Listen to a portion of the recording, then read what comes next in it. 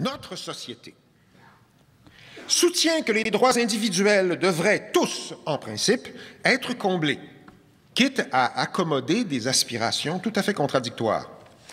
Dans la foulée, le promotionnel fait miroiter pour chacun la possibilité de connaître son 15 minutes de célébrité.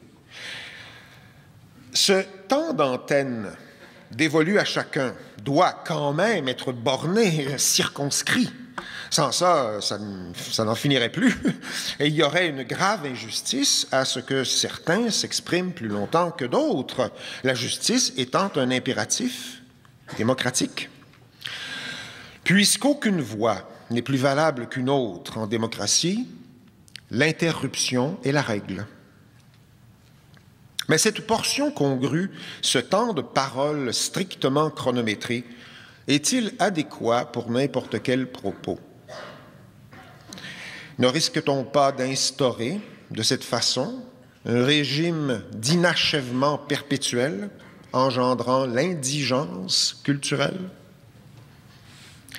Bon, c'est à ce stade-ci de mon exposé que les fractales interviennent. Ah ah!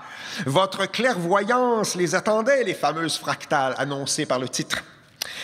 Mais oui, si on désire se faire entendre dans notre société, on n'a pas le choix, il faut pactiser avec le promotionnel. Bon, la géométrie fractale, en 2 mots, c'est un outil capable d'analyser l'irrégularité structurée du monde naturel à l'échelle macroscopique comme à l'échelle microscopique. Bon, prenons un chou-fleur, un banal chou-fleur. En détachant un bouquet, eh bien, qu'est-ce qu'on a? On obtient un chou-fleur miniature, identique. Et puis, en détachant une portion de cette partie-là, eh bien, on obtient encore un chou-fleur identique, plus petit. La structure du chou-fleur se reproduit, quelle que soit l'échelle où on l'examine. Ce phénomène-là, ça s'appelle l'itération ou autosimilarité. Voilà. Le chou-fleur, c'est un objet fractal naturel. Notre société est un objet fractal artificiel. Dans un régime démocratique, les institutions tendent à être représentatives, non seulement de l'entité plutôt abstraite que constitue la population, mais surtout représentatives de chaque individu. La structure globale s'efforçant de refléter la structure de chacune de ses composantes, c'est-à-dire de chaque citoyen, afin que celui-ci puisse, en retour, se reconnaître dans les institutions. Autosimilaire à elle-même à tous les niveaux, la structure de la société démocratique est itérée en chacun des individus qui la composent. De sorte qu'on aboutit à un curieux paradoxe. L'individualisme conduit directement à l'uniformité. Pour cette raison, il y a une menace qui plane sur la démocratie, itérative, homothétique, autosimilaire. C'est la stase, l'ankylose, l'entropie. Les anciens Grecs, dont nous sommes les héritiers politiques, avaient inscrit dans l'ADN de la démocratie une antidote à l'ataraxie qu'induirait une excessive unanimité. Le remède de cheval propre à injecter du dynamisme dans le système, la compétitivité, un belliqueux esprit de concurrence. L'invention de l'égalitarisme s'accompagne, bien sûr, de son accident, la guerre civile. La rhétorique promotionnelle cherche la bagarre, l'inflammation, l'escalade, fonctionne par surenchère. Notre complicité avec les abus du langage promotionnel, cette guerre civile, pour capter l'attention, constitue le prix à payer, semble-t-il, pour que ça bouge.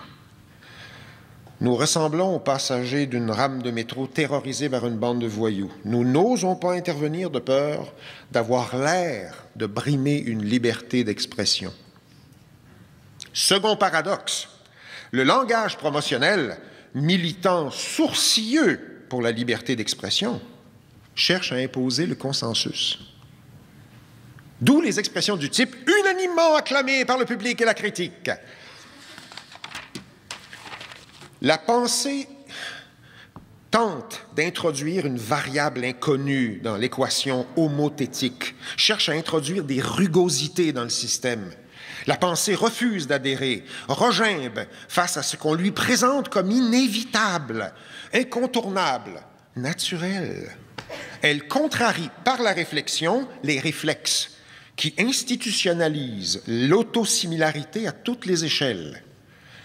Le langage promotionnel, lui, programme l'autosimilarité. Il n'anticipe pas vraiment les désirs. Le risque d'échec serait statistiquement trop élevé.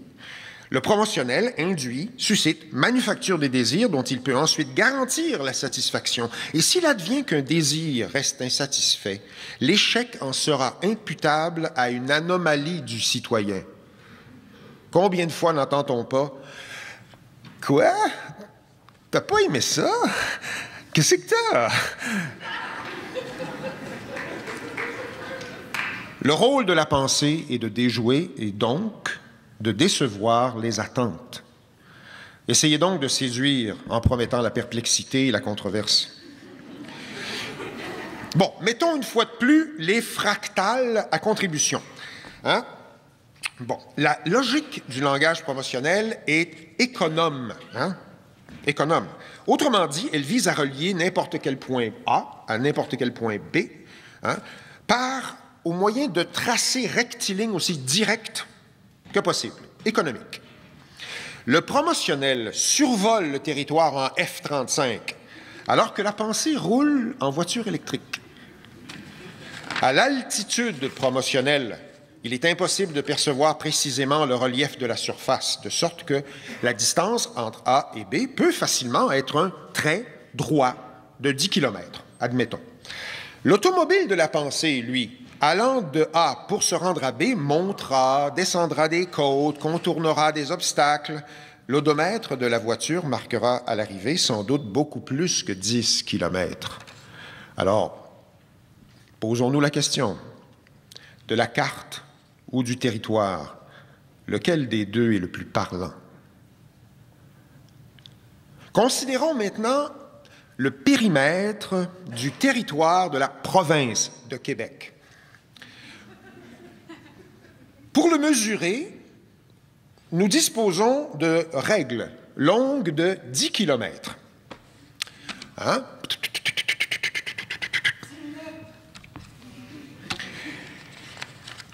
La nouvelle mesure, par exemple, donc on obtient cette fois-là une mesure X.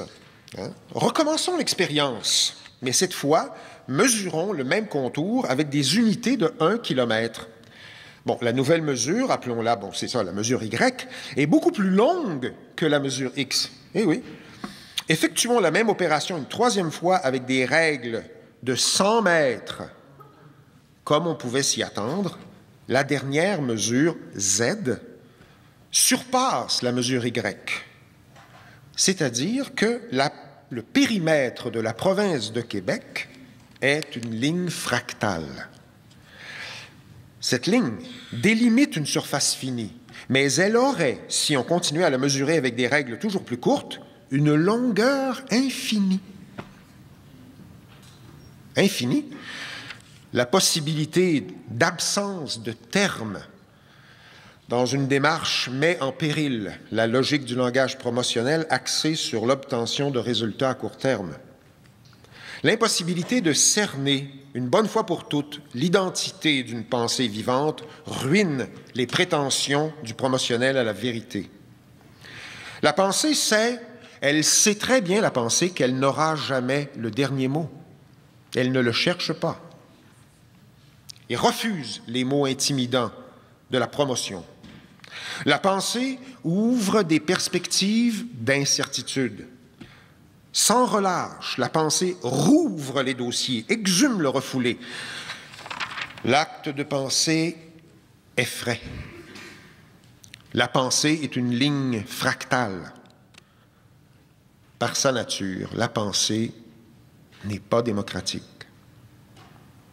À la fin du merveilleux film de Jean Cocteau, La Belle et la Bête, Le prince, enfin délivré du sortilège qu'il avait métamorphosé en monstre, prévient Belle qu'ils se rendront tous deux dans son royaume en volant, par la voie des airs. Plein de sollicitude, il demande à la jeune fille « Vous n'aurez pas peur ?» Et Belle de répondre « Mais j'aime avoir peur. » Eh bien, moi, je suis d'accord avec elle. Avec Belle,